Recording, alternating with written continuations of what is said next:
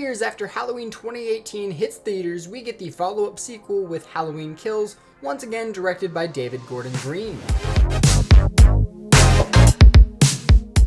Welcome back to the channel, everybody. If you're new here, my name is Carter Scott and Allen. This is my film page where I discuss anything and everything film related, but today we are covering Halloween Kills, the last film in the Halloween franchise leading up to Halloween Ends.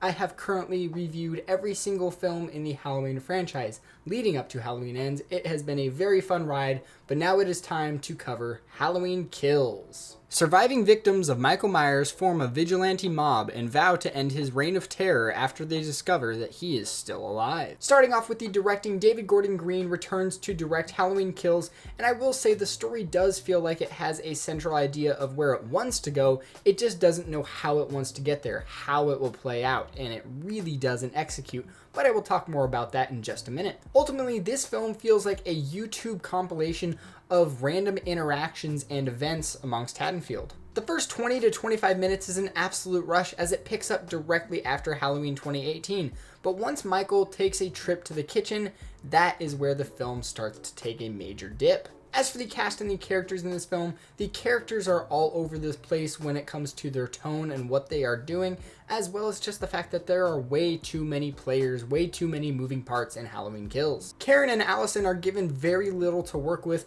but once again, it is fun to see them get some good jabs in at Michael, but that's really all you see them do in the film. I will say Karen's little moment washing her hands and you do see the wedding bands, that was a nice little moment that I felt could have been expressed a little bit more. I also feel like Allison had a nice moment in the car that could have been explored further with her grieving her father, with Lonnie talking about him selling him peyote back in the day, and it's just moments like that that did start to build character, but ultimately it's just outshined by the amount of poor decision making within the film. Another issue I have with the cast and the characters, but more so with the writing, but it also ties into the characters, specifically Brackett. He's using his line that he says in Halloween 1978 that actually has no reason to be said. Like, he said it to Laurie Strode in daytime.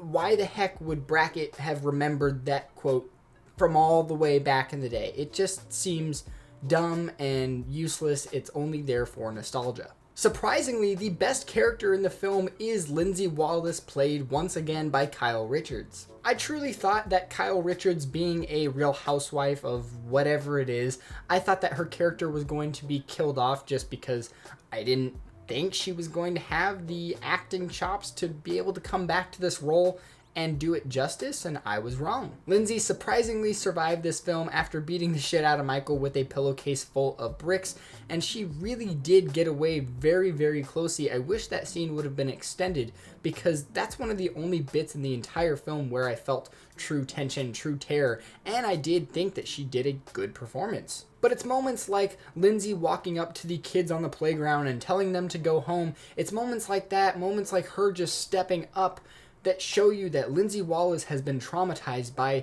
Michael Myers for her entire life. She was a child, and her babysitter being taken from her in a really gross, disgusting way scarred her. And yeah, she lived her life normally, but when she's ready and when danger is present, Lindsay Wallace will buck the fuck up. And as for Jamie Lee Curtis, the star Laurie Strode of the Halloween franchise, she is absolutely useless in this film, as well as Officer Hawkins. The only reason for having Officer Hawkins back in this film was to tie it back with Michael's reason for basically killing, which was just to go home, and I have a whole other issue with that. But really, his whole entire reason for existing in this film is to have that flashback sequence and is to clarify that, oh yeah, Michael just wants to go home. Moving on to the story, like I said before, the first 20 to 25 minutes are truly fantastic, but after that, the story unfolds into about 3 or 4 different Halloween films. The central idea in this film is that Michael wants to go home, and the ideas surrounding that central plot point include the trauma of the legacy characters, callbacks to Halloween 2018 that seem very redundant, the mob mentality subplot where Michael essentially turns the town of Haddonfield on each other. Overall, a bunch of wild ideas are introduced that really should have been contained to clarify why Michael wants to go home. That leads me to my final and biggest issue with Halloween Kills, and that is Michael Myers' motive. If his motive is to go home and that is his only reason for killing, then why does Halloween 1978 even exist? In the original film, Michael just spots Laurie, and as far as we know, from that moment, he just decides, hey, I'm gonna kill this girl and I'm gonna kill her friends. There's nothing more than that. If he truly wants to go home, then Halloween 1978 should have ended directly after we, the audience, see Michael in the Myers house when Laurie goes up to the front doorstep. And that is extremely early on in the film and literally would end the film. Like, we wouldn't have a franchise. This actually contradicts everything that Halloween is. Truly though, if this is his motive, and this is clarified even further in Halloween Ends, that means that this timeline is absolutely pointless. That means that this timeline, including Halloween 1978, all don't really matter. Like, none of this, I can't get my words out because I'm so frustrated with this film. And I have a script written for me right here. Overall, I really hope Halloween Ends can fix this issue, but I don't have high hopes or expectations. Here's something that I can be positive about, and that is the visuals for Halloween Kills. This, once again, just like Halloween 2018, looks extremely crisp. This film looks phenomenal. This film has amazing set pieces and tons of moving parts with tons of extras, tons of characters.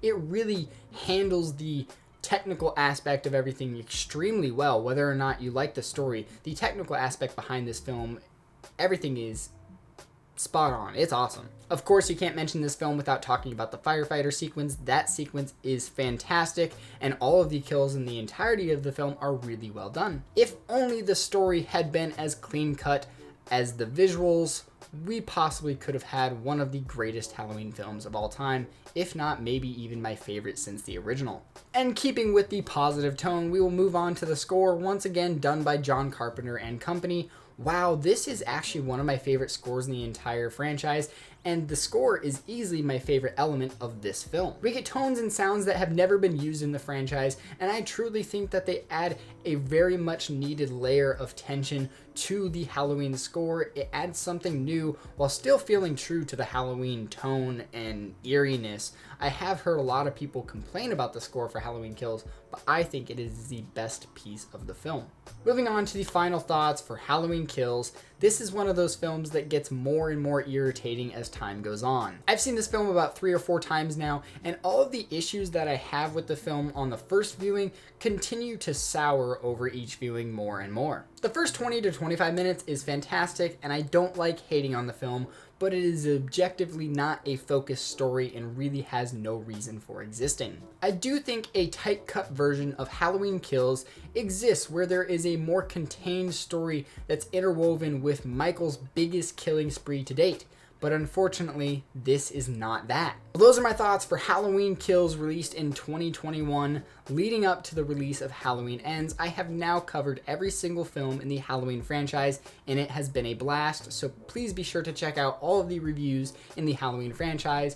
I am so excited to see how Halloween Ends finally concludes. Let me know what you guys thought of Halloween Kills down in the comments below, and are you excited for Halloween Ends? Thank you so much for watching. Please be sure to like and subscribe. And now that I have finished every single film in the Halloween franchise, next up I will be covering every film in the VHS franchise leading up to the release of VHS 99 exclusively on Shudder. Thank you guys so much for watching. I'm Carter Scott and Allen. I'll see you guys later. Peace.